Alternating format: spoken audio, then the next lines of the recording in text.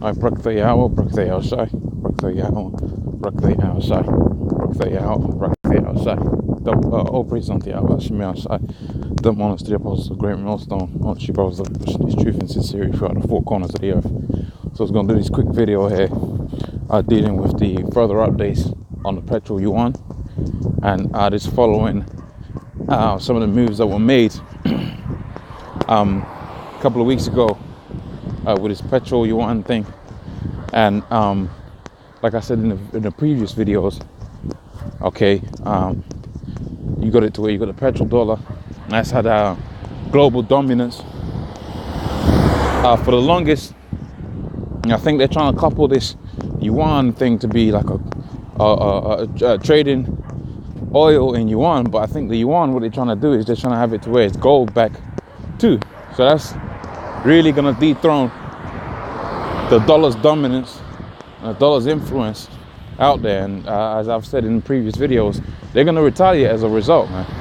Okay, now we all know this thing, the whole thing is all staged, and you know, strings are being pulled by the elite banking families. Okay, I believe some of them even Chinese looking bankers out there actually off a Rothschild's line. And that goes back onto Hagag and all of them cats, because they always had it. They've always placed themselves in good positions, all right, to try pull the strings in various sectors of an empire. Okay, so it says nightmare before Christmas, which is starting earlier. As for you Negroes, Hispanics, Native Americans, you ain't supposed to be into that. Okay, you're supposed to be fearing the Lord, right, keeping His commandments.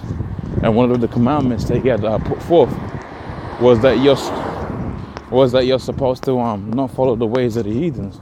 And one of the ways of the heathens is this whole Christmas thing. That's not with biblical doctrine. It's pagan. You ain't supposed to be doing it. But our article carries on. It says a nightmare before Christmas for petrol dollar as yuan price crude future due to launch. So not too long ago it was a bit of a propaganda here and there and ideas and this, that and the third. Now really it's moving further forward, and they're trying to get the Saudi Arabians involved in the whole thing. And we know Saudi Arabia is a big oil producer, especially for the United States, and that's how they got their money. That's how they're rich. But now they're saying, look, let's cut our losses and have it priced in yuan. And I think because a major factor that's going to play in that is the fact I think that they're having it to where this yuan is going to be gold backed. And don't quote me on that. It's just something I read in an article, and I'm trying to remember off the top of my head. It says, China has successfully completed its 5th round of yuan-backed future testing. Futures testing may officially begin contracts by the end of this year. Okay, which is 2017, I believe. Okay, and it seeks to challenge the dominance of the petrol dollar. Now, obviously, if you got it to where you got a manufacturing state like China, so basically, if you're an investor or something like that, okay, and you're looking at the current state of the market, and he looks at China, and he sees that there's manufacturing going on in there.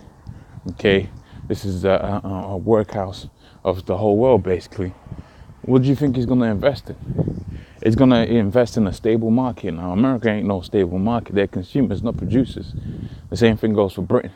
And when you understand economics and what gives the strength of the economy, in any case, it's a strong middle class. And the middle class is what? People that usually work in manufacturing jobs, and that's how it goes, man. And that doesn't exist anymore within our British economy, and it's dwindling out there within the American economy. You still got bits and pieces, but it's on the down, okay? And so you're going to see a massive shift, all right, towards stable markets, okay, towards stable currencies. And one of those stable currencies is now going to be the pricing for oil, for crude oil, and that's going to be a very scary thing for the dominance of the petrol dollar. Okay, that's going to be a very scary thing for them. Okay, so let's carry on with this. It says China has officially successfully implemented its fifth round of yuan-backed oil futures. Right, testing may officially begin the contract by the end of this year, and it seeks to challenge the dollar's dominance.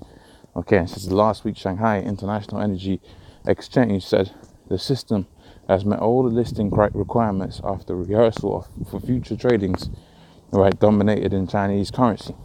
All right, and it goes on to say an official launch during the Christmas period would be appropriate. The Western market would be quiet and allow Shanghai Exchange as well as Chinese investors to adjust in the early days. It says Chinese trader Yuan Kuwei told Bloomberg. It says according to Wang Shai or Xiao, yeah, it's Wang Xiao, an oil analyst at Guad.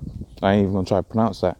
The Chinese oil industry wants to have a local hedging tool, which is while institutional investors look like Shanghai crude futures as import products in their portfolios. Okay, so what I wanted to do is show you how this how the market breaks down for oil importation, oil imports. I don't think importation is actually a real word. So it says that in rank, you got it to where you got the Europe as a bundle is obviously going to be bigger than any other place. That's why they put it as pretty much higher, but not really higher. That's why it's like zero. Okay, because it's just a bunch of nations put together to make up a union. Okay, but really the first country that comes up into there is the United States. They're the biggest oil importer as a single country, and then subsequently after that you got China as the next biggest importer of oil. So if you're China and you're buying in dollars and they're the biggest oil importers and you're the second one, then it's like you're paying money to be the second, if that makes sense. You're paying money, okay, to basically be ripped off, man. Okay, so if once you have it to where the oil is traded in your own currency, that's going to be very beneficial for you, man. It's going to be very beneficial for you because now you're not losing money in terms of buying dollars. You buy dollars, man. Once you buy the dollars, you lose money, and then after you bought the dollars, you can then buy the oil. Okay, that's why US's dominance has been so great economically in comparison to other markets, because everybody's got to deal with the oil thing, man. So if everybody's dealing with oil, okay, and the oil is backed by currency that's not that country, you're losing more. You're paying for the currency and for the oil. But if the oil's priced in your currency, well, then everybody else has to pay for you, and that's the game China's pretty much playing. Okay, that's the game that's at hand, man.